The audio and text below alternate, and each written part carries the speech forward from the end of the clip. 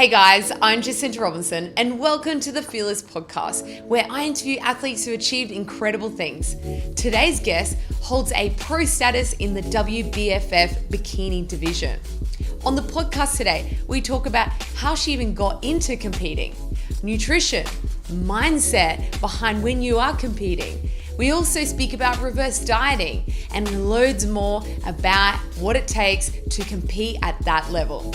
I'd like to welcome Julz. Welcome to the podcast, Julz. Thanks for having me. I'm so excited to have you on board. You've just come back from, was it in India? Yeah, I just got back on Thursday last week. Oh, cool. What were you doing there? So that was actually my third time to India for the IHFF, which is a big fitness festival. They had the expo on 2 weekends ago. So I was there as a special guest and it was freaking amazing. Like, it's so crazy there, but I love it. Yeah, it seems to be like there's way more people there. The population is like insane. So yeah, there is lots of people. Nothing like the expos here. They're like 5 times the size. Oh my God, that's epic. Yeah. Oh, that's so cool. Did you see anything like that you would like to bring to Australia? Maybe just more people. Yeah.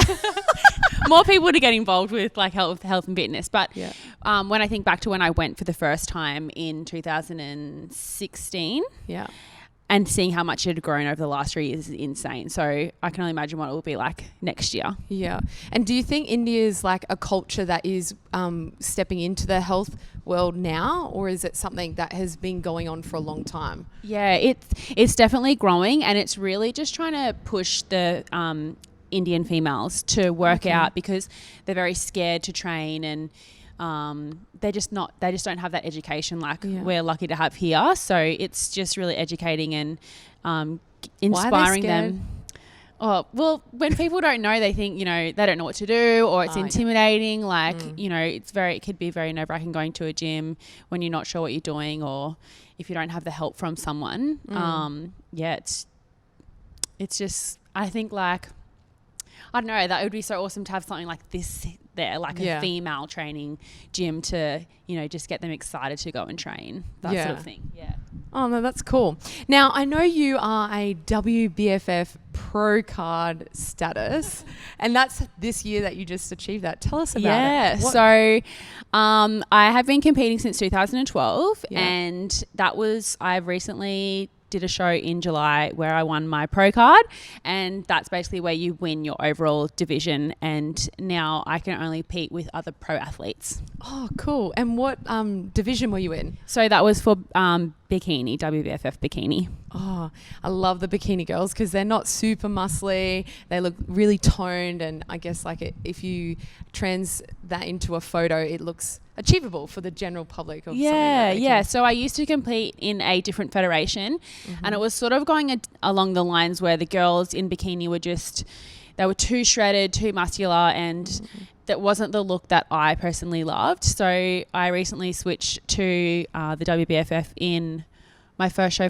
in October last year, and I just loved it. The curve, like more curves, the glam, and I loved it. And then just to win my pro card was just a dream come true. Yeah, I bet.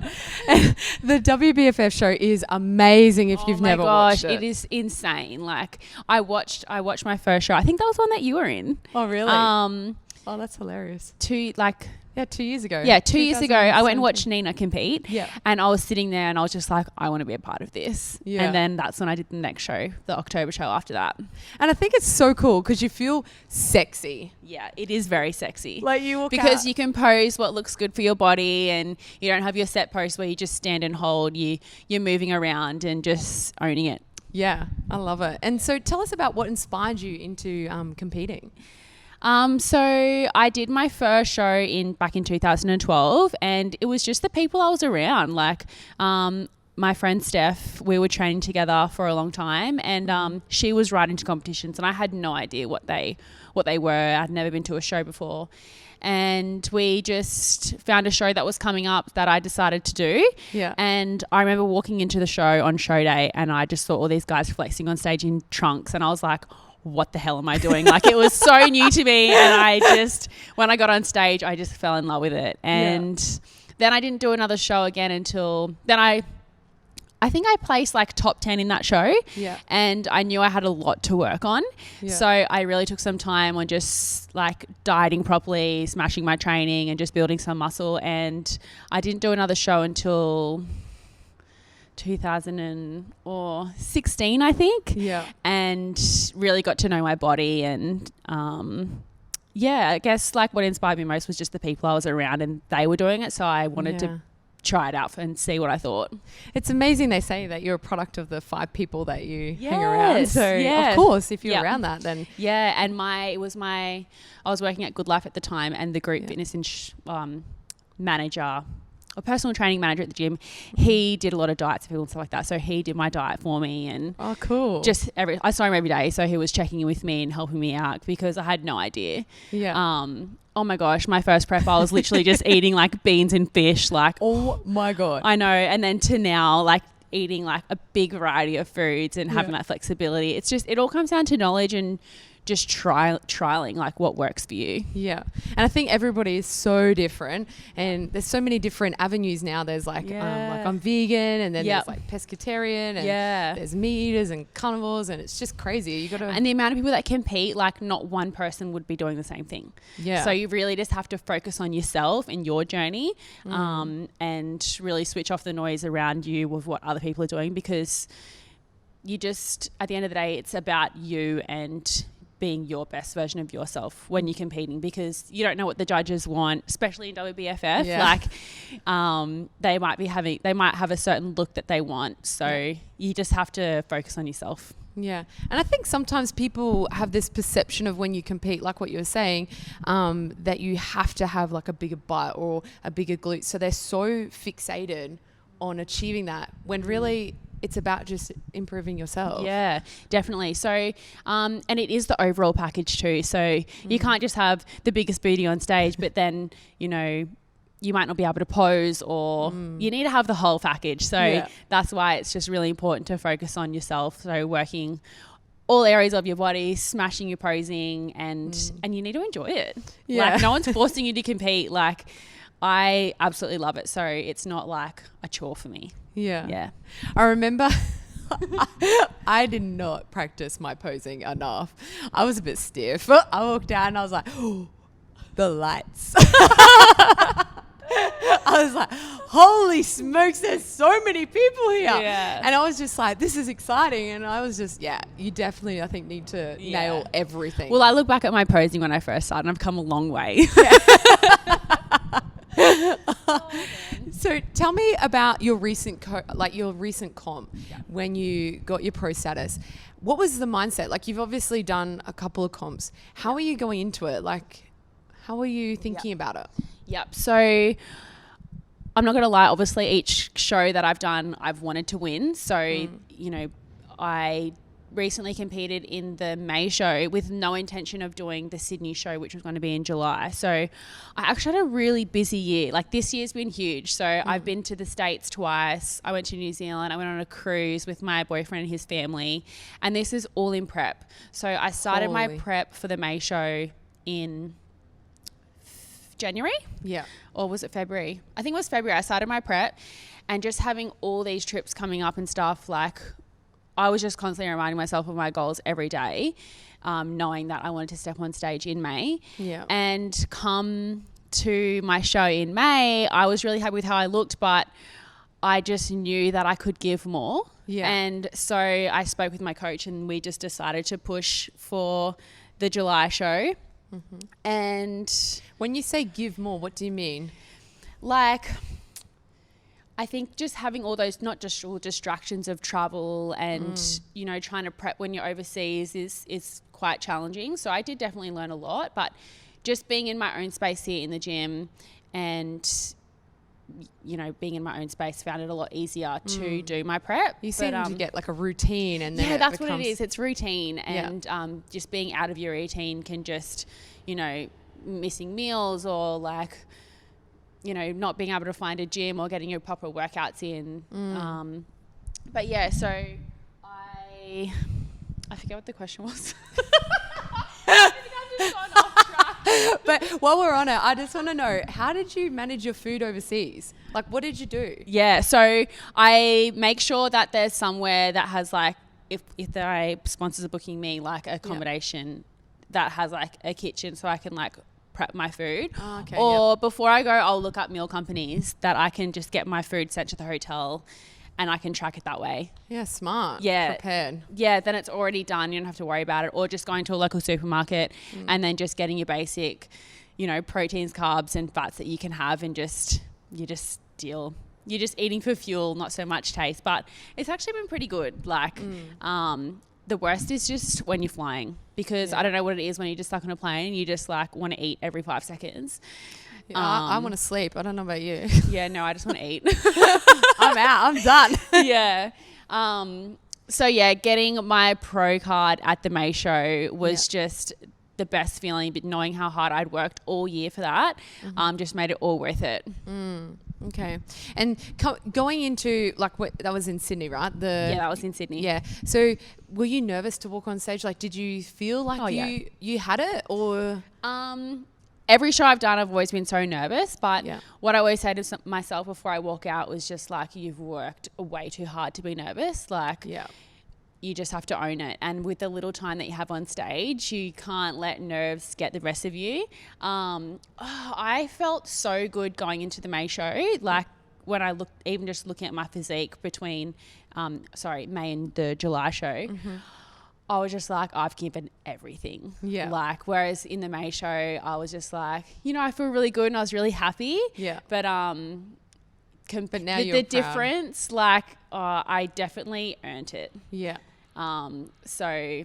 And do you feel like it's because you had more time with your nutrition and your training that you looked better in your physique in the second show? Or yeah, so I was at a better starting point. So I was a lot leaner then, and then I just continued to diet from that starting point from May for those next 2 months.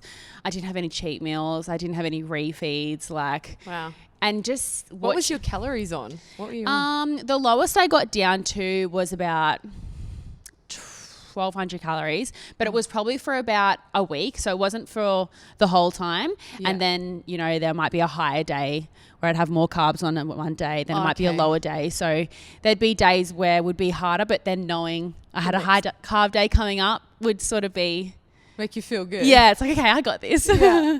But yeah, I was doing lots of cardio too, like 12,000 steps a day. Plus I'd be doing 2 30-minute cardio sessions, wherever it's just lifts.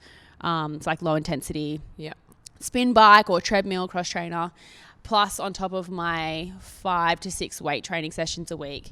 And I'm a trainer here at the gym, so running my clients through their sessions and group training.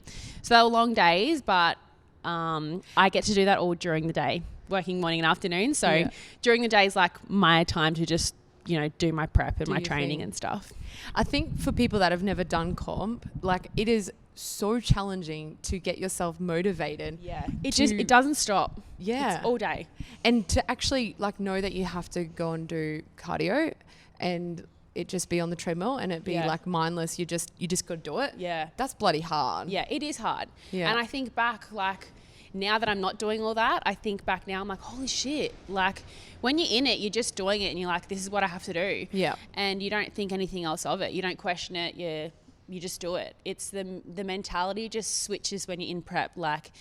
Nothing else matters. Whereas now I'm living normality. If I'm not really doing any cardio at the moment. I do like to do a HIIT session because I like the way it makes me feel. Yeah. But I think now going to walk on the treadmill for 45 minutes, I'm like, fuck that. Yeah, stop that. Oh my God. No, I'm going to go home and eat or just do something. Sleep or I don't know. Live life. Yeah. And being able to do that with my boyfriend now, on the weekends, you miss it. And I am really soaking it up now until I start my next prep for my first pro show, which I've decided to do in October next year. That's exciting. Yeah, and that will be a 20-week prep. So until then, I'm just, still eating good and following a plan. Yeah. But there is more flexibility for me and not as much cardio. So, yeah. I think though, what you were saying, when you're in that prep mode, it's because you're zoned in on that goal, and you know that I, like what you say, give everything I can to get to that point, and then you can see the results. Yeah, definitely. And that's probably why it helps you keep going, where now you're like, life. Yeah. I love life and food. So tell me, after comp, do you reverse diet back in? Yeah. So after the amount of shows I've done, I've learned I feel like you learn a little bit more every show you do, and especially coming out of show is actually harder than prepping. Yeah, I agree. Because you're working so hard for, that specific goal to look on show day. You're working so hard to get to look like that. And then when you finish, if anything, you need to be just as focused to not maintain where you're at, because, it isn't achievable to stay that comp lean forever, especially us females. But having a plan post show is so important. Like if you're competing on Saturday, like have your weekend free, but then come Monday, you need the support from your coach, like what you're eating. Because I remember my first time, I didn't have a plan. I walked into Coles and I was like, what the fuck do I buy? Like, can I have that? Like, I was lost. Like, I almost broke down to tears because I just didn't know what to do. Yeah. And then my second show, I felt so deprived of everything. Yeah. I just binged and wanted to eat everything, and then put on heaps of weight, and then I felt shit about myself, and then like a lesson learnt there. And then my last few shows, having that reverse diet plan to follow, where just slowly building up your calories each week and slowly reducing down the cardio. It's so much easier, and your body just levels out. Well, I found my body just leveled out nicely, and I can now enjoy with where I'm at. Yeah. I had the same thing. So when I come out of comp, I just ate. Yeah. And then I was like, I think there's this thing called reverse dieting. Yeah. But I don't know what it is. Yeah. And then I ate, and then I was like, I'm so fat. Even though I wasn't as fat as when I started, just in your head, you just think you're fat. Because you're not comp lean, you think you're fat. Yeah. Like, it's mentally so hard. And I find too, getting a support network of girls that are competing, because you meet like amazing like-minded people when you're competing, like latch onto those people, because they're going to be feeling the same as you. So a few guys that did the May show with me, we would literally talk still to this day, every day, like, how you going, how you feeling, like, and if you do mess up, it's okay. Like, just get back on track your next meal the next day and learn from it. Like, why did you do what you did? It's probably not as bad as you thought. But and it's probably like a mental thing that's going on at the moment. Like, you probably look back at your photos now when you were coming out of your last show, when you were thinking you were so fat, and you were probably like, oh my God, I was so shredded there. Like, why was I, Yeah. Yeah. It is very mental, but surround yourself with the right people, get your coach to help you out with a plan post show, and that's what you have to do. Yeah, I agree. I totally agree. Otherwise, you're stuck in a vicious cycle. Yeah. And even if you don't do comp again, you'll go through this low diet, then eat lots of shit, and then feel really bad. And then that's the binge eating cycle there. Yeah. And you need to ask yourself why you're competing in the first place too. Like, are you, some people just do it for the wrong reasons, because they just want to look awesome and get in like amazing shape, but not knowing that you can't look like that forever. You need to love yourself throughout the entire journey, like through every stage of your prep. And then now, which I have learned a lot, is now loving the stage with where I'm at, like off season, like not in prep, because I know, like, knowing now that I'm going to be doing another show, it's like, how long do I keep competing for and feeling like this? Yeah. So, like, if I can just love myself when I'm in off season, is super important. Do you feel like each time you prep, it gets, because you know what you're in for, it gets harder and harder? Or do you think I don't know. Like, I love a challenge. Like, I remember my coach telling me, in between, after the May show and then for the July show, he's like, we need to push. As much as I was like, shit, I was like, fuck yeah. Like, give me the challenge. Like, so I know I'm going to be so ready for whatever I need to do come my next show for prep. And mentally, you think you're all... I'm mentally ready. Like, I think, like, I think I look at people now that are prepping for an April show in LA, which is coming up. Yeah. And I'm like, no, I couldn't go back into dieting now. Like, I'm not ready. Like, I'm just loving now with where I'm at and what I'm doing. Yeah. So having a little bit more time off, and especially with Christmas, like, who wants to be prepping over Christmas time? Like, so yeah, come, I think, June or July, where I'll start my prep, I'll be ready. Yeah. Well, I'm truly ready to go back into dieting. And then after I do my pro show, I don't know, I always decide after my show what my next move's going to be. So who knows what I'm going to do after that. Yeah, that's super exciting. Yeah. I look forward to seeing what happens. So, Julz, you've got an amazing physique. Tell us about your training. Yeah. What do you do? So, I do weight training. So, at the moment, my training split is 3 lower body sessions a week and 2 upper body weight training sessions. Mm-hmm. I was doing 5 just slow walks, like cardio. Yeah. At the moment, I'm not doing any cardio, just hitting 10 to 12,000 steps a day. Mm-hmm. And here at the training house, we run cardio sessions a few times a week. So if I get the chance, I'll jump in with a session with the girls. Yeah. Just because I love getting a good sweat session in. It's fun. And training. I love training with other people because I do my sessions on my own. So it's nice to jump in and train with people every now and then. Yeah. When you do your strength sessions, are they like are you thinking about getting stronger? Like, are you targeting them at getting like bigger muscles, or are you thinking about keeping yourself lean, or what's your... So feedback from my last show was for my legs to be leaner. So an upper body, I don't need to build any more muscle. So I am really smashing my legs. Yeah. Not so with much lots of reps, or no, at the moment it's all hypertrophy training. So increasing my weight each week where I can, whether it just be in like 1 or 2 sets, or 0.5 of a kilo up from the previous week. And I am following a program. So I follow the same program for about 6 to 8 weeks where I'm doing the same programs, and then constantly changing with tempos, rep ranges, weight, and just constantly mixing it up. Shocking the body. Yeah. And really sore after my sessions. Yeah. Not always, but like Girl, you need to go for a float. oh my gosh, I love those. Yeah. But I love weight training. Yeah. Yeah, I do really enjoy it. And